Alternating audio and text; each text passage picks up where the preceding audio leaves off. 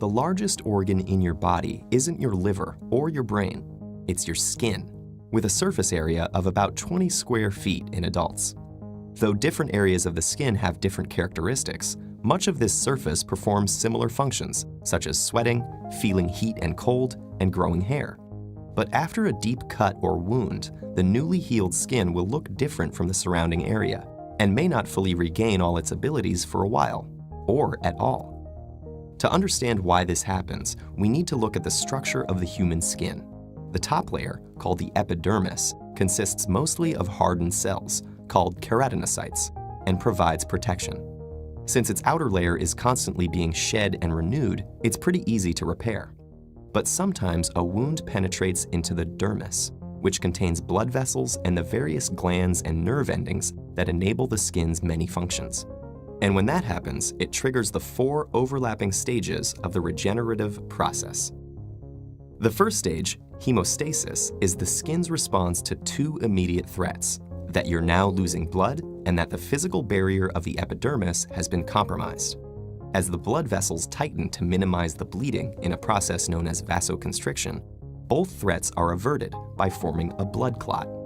A special protein known as fibrin forms crosslinks on the top of the skin, preventing blood from flowing out and bacteria or pathogens from getting in. After about 3 hours of this, the skin begins to turn red, signaling the next stage, inflammation. With bleeding under control and the barrier secured, the body sends special cells to fight any pathogens that may have gotten through. Among the most important of these are white blood cells, known as macrophages, which devour bacteria and damaged tissue through a process known as phagocytosis, in addition to producing growth factors to spur healing. And because these tiny soldiers need to travel through the blood to get to the wound site, the previously constricted blood vessels now expand in a process called vasodilation. About 2 to 3 days after the wound, the proliferative stage occurs, when fibroblast cells begin to enter the wound. In the process of collagen deposition, they produce a fibrous protein called collagen in the wound site, forming connective skin tissue to replace the fibrin from before.